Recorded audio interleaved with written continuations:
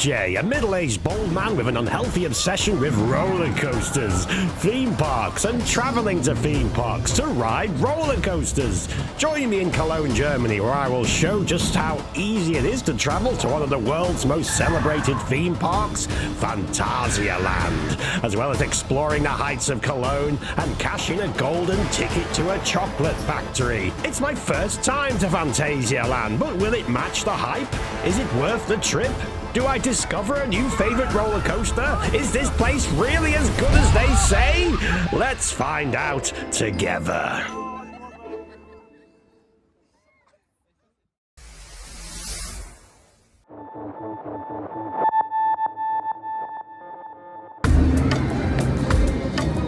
So happy. Leaving Ruckberg, I entered the main thoroughfare, an eccentric high street full of German charm. There was a queue nearby. What for? I had no idea, but I entered it anyway and hoped for the best. It turned out it was a fun house.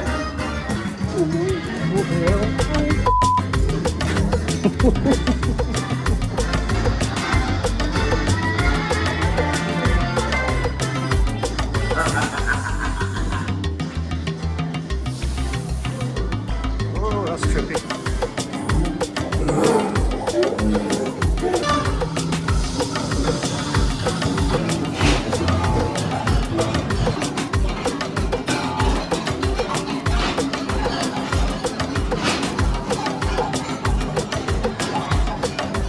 I had no idea what the hell this thing was. I just jumped into a queue.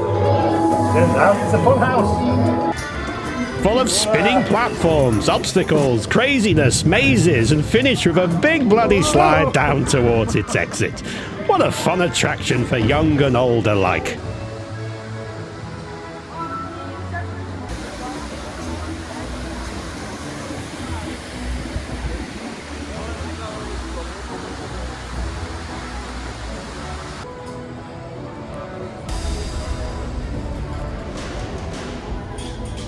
Next, I found myself suddenly transported to an African village with traditional African foods on offer, little theming shops you could walk through, an adventure trail you could brave, which I'd save for the next day, and more importantly to me, a B&M suspended coaster called Black Mamba, an ultra-tight design which you can barely see in the open because it spends its time twisting around caves and crevasses and diving into gullies. The constant fear of collision kept the ride exciting and dynamic. It's no Nemesis Reborn, but it's bloody close.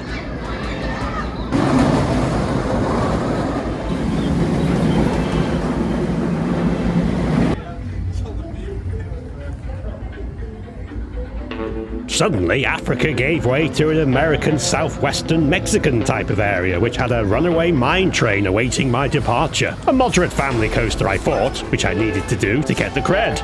But what awaited me was a fast-paced work of brilliance. It was intense, it was forceful, but somehow keeping its family status. The same model as the Big Thunder Mountain at various Disney parks, but with an extra shot of adrenaline.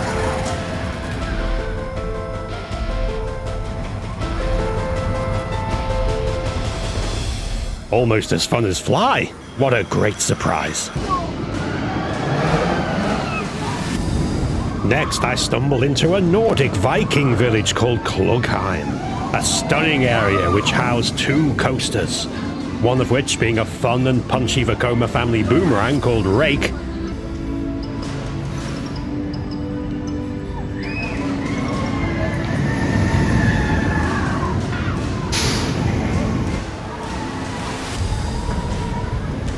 and the other, a masterpiece of thrill and force called Taran. Here for the fronts on Taran. Why not? Manufactured by Intamin, this next-gen multi-launch accelerator coaster fired itself right to my #1 coaster. What a ride. Especially on the front row, which cost me about 10 extra minutes of queuing, time I'd spend again and again. It's a perfect coaster, a master of airtime. And that bit that you come into the second launch already going about 40-50 miles an hour before boosting up to 80, it's simply the best element I have ever experienced on a coaster. Okay, so someone has a #1 coaster now.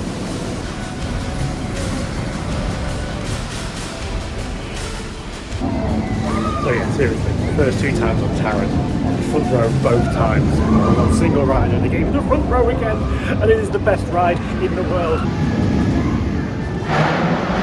I cannot wait for something to better this. I then found myself in ancient China looking for food, and I came across a noodle stand which made fresh stir-fry noodles for a fraction of a normal theme park price. And it was beautiful, so fresh and delicious. It was a shame that the taste was spoilt somewhat by the terrible Vekoma madhouse I went on straight after. Yeah, that was pretty. I then braved River Quest, a river rapids ride I had heard can get you really, really wet if you're sitting in the wrong seat. Sod it, I thought, I've got a hotel room, so I rolled the dice on what has the largest drop of any rapids, I was told. Wow.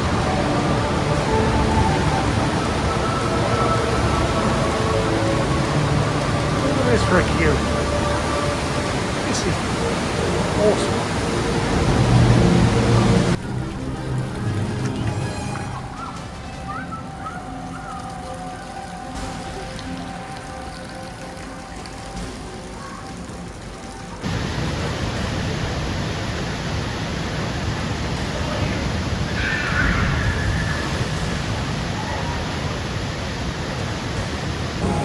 This is River Quest. It's either you come off bone dry or you come off absolutely soaking. It is literally roulette.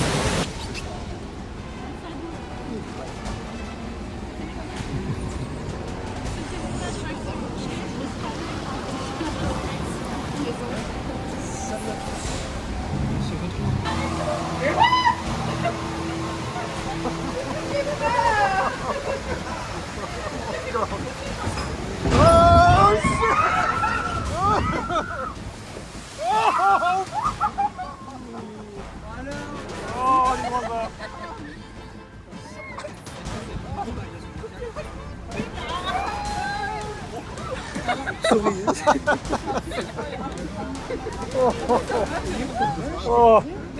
J'ai dit oui. J'ai une flaque donc.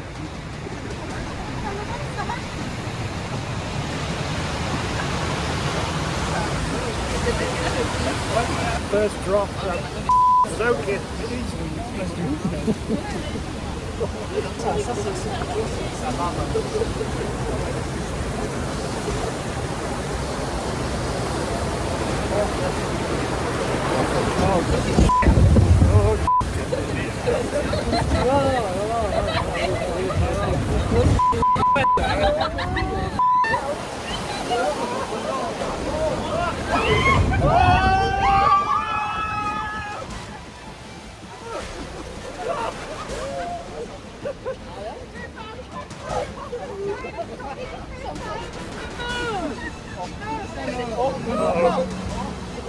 The big one. Oh no, no, no, no, no, no, no, no, no, no, no, no.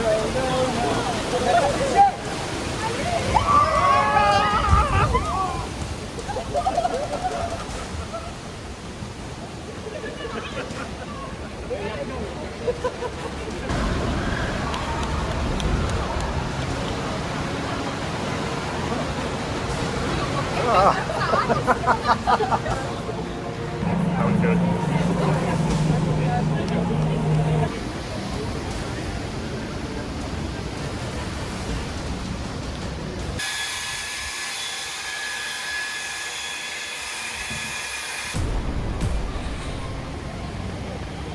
Once my feet were dry, History Castle loomed over me, looking grand and mysterious. A drop tower ride with an amazing queue line, which hurls you up into the darkness and drops you back down.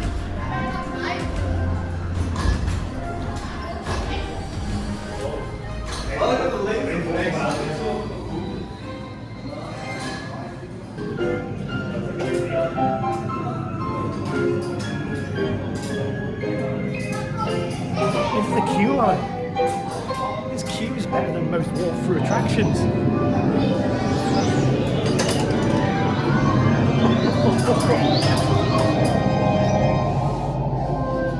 It was so much more interesting than your standard drop tower. I loved it and rerode it several times.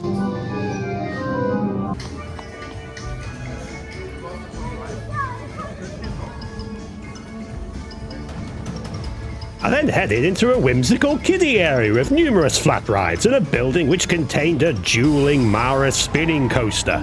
Winja, Sphere and Force, a quirky and surprising ride where you got to choose your track, riding the Fear route or the Force. Both offered great elements, drops, spins, views and a couple of surprises I won't spoil. Personally, I preferred Fear, which had the longer queue, naturally.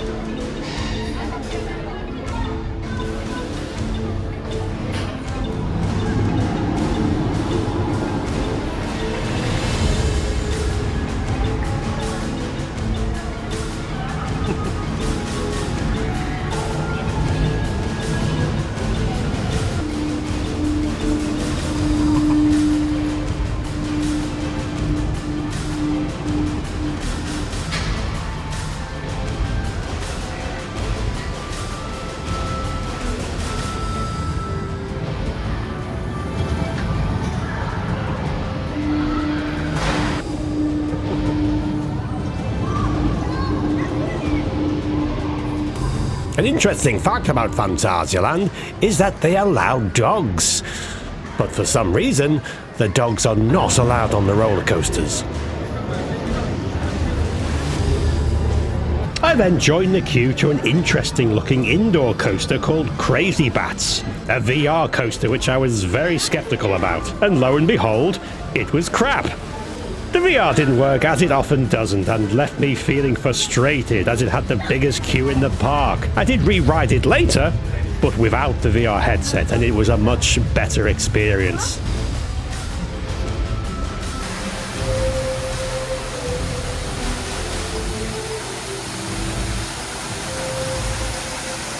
I then made my way to Mexico to find the first generation Huss top spin called Talicum. A classic spinner with incredible forces and pyrotechnics. Not for everyone, but certainly great for me.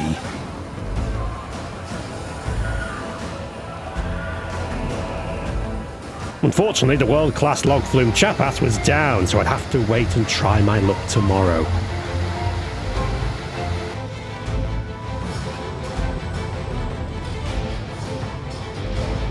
Darkness descended, which meant only one thing: nighttime rides. I started with Taron. How do you beat perfection? Well, it turns out you ride it at night. What an experience, what a coaster. I then got one in on Black Mamba before rushing over to Fly to get one final night ride before the queue lines closed, and made my way back to Hotel Charles Linburgh.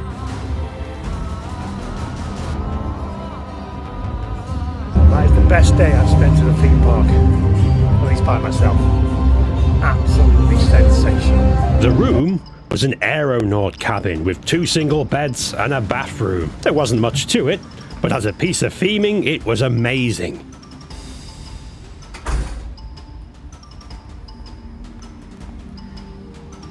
Obviously that doesn't stay open. You were given a welcome pack with postcards, maps, notepads, etc. inside, which really made you feel like you were a pilot here to test the latest flying machine. And the views from the balcony were something else. Fly was sleeping, yet its smoke effects and lighting remained on all night. And not only that, but being a hotel guest meant that you could head back into Rootberg for a quiet wander. So as a guest to Charles Linburgh, I get free access to Rookberg at night.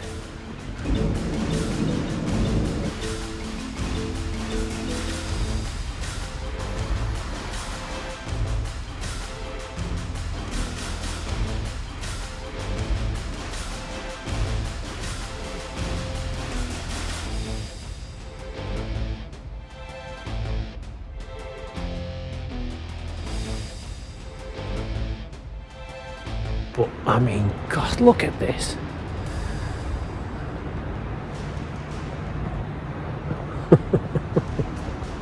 Best theme park I've ever been to. Yep. I'm spoiled rotten. Where do I go from here? I then went for my 8 p.m. reservation at Uwerk and the 1919 bar within. A place with a chilled out and old-fashioned vibe that was part of my hotel package.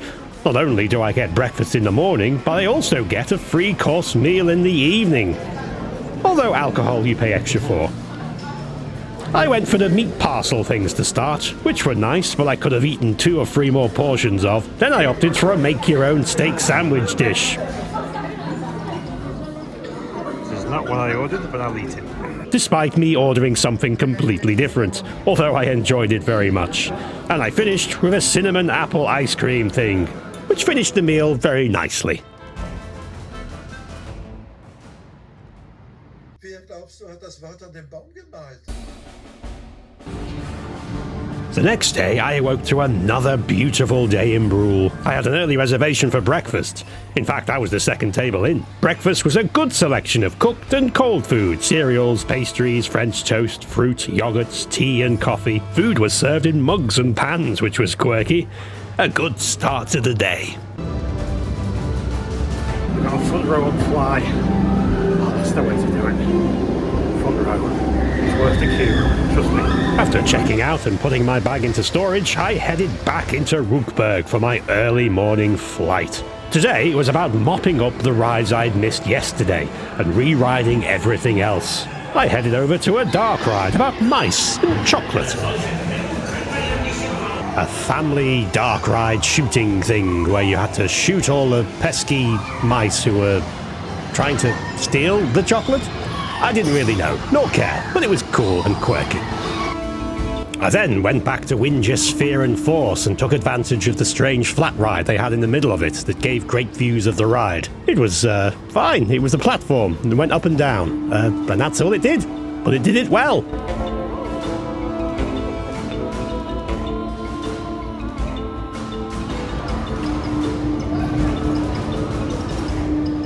So let's just stop for a minute and talk about the food at this park. The food in Phantasialand is nothing short of first class. There are multiple options from Mexican, German, Chinese, British, there's pastries, Behold my flat croissant. pancakes, and lots of other sweet treats. There's everything you can possibly want in a theme park, and it's all made with love and care. It's fresh and it's great. It's not like other places I can think of where the food is overpriced, greasy and but you expect it to be because it's a theme park. But here, the food is great. Despite it saying Chapas was still closed on the boards, I went over anyway just to make sure myself because I was desperate to get on this ride. Well, Chapas apparently has the steepest drop of any log flume in the world. And it's not open yet. Technical problem. Maybe later.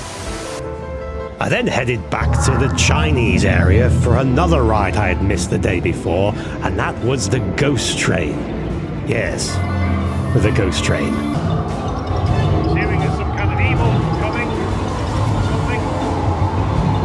It was an Omnimover ride in the style of the Phantom Manor at Disneyland. Oh, I see. It's ripping off Disney. Right, I get it. But nowhere near as good.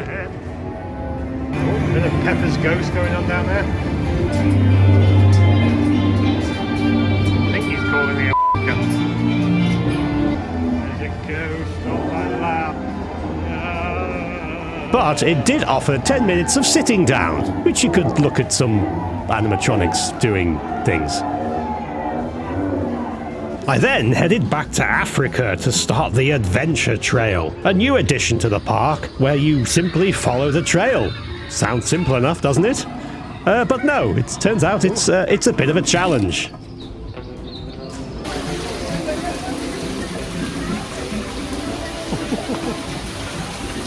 Oh my god.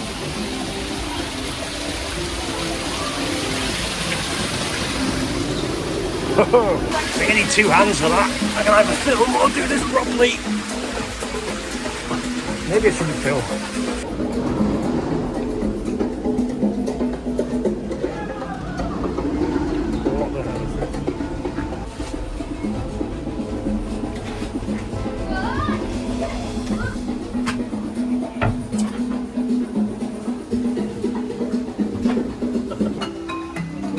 Ow.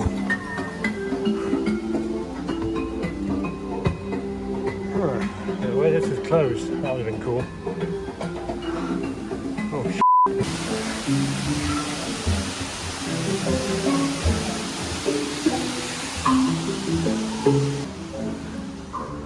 What is this?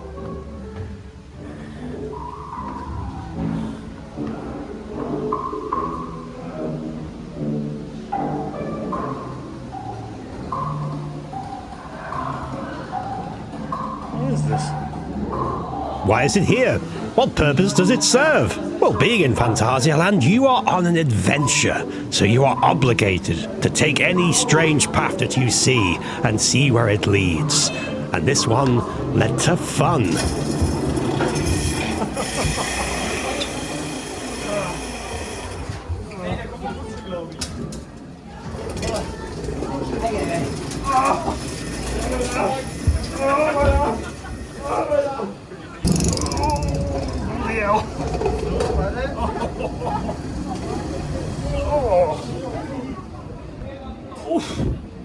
That was pointless.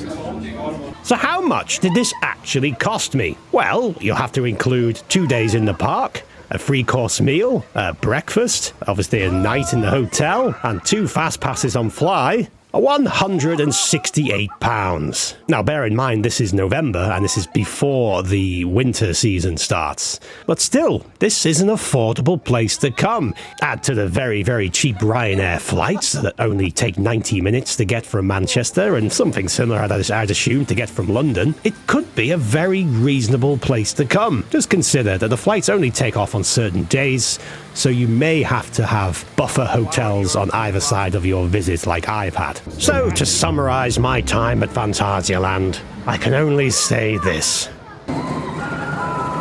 Me, it's good. Get your ass over to Germany and experience this park, because if you haven't done so already, if you've been confined to the parks of the UK, for example, then you are really missing out. Join me next time where I visit Cologne. I head up the largest cathedral in the world. I need a gym. And salivate over lots and lots of brown liquid. Like, subscribe, notification bells, you know the drill. Smells amazing in here. See you next time!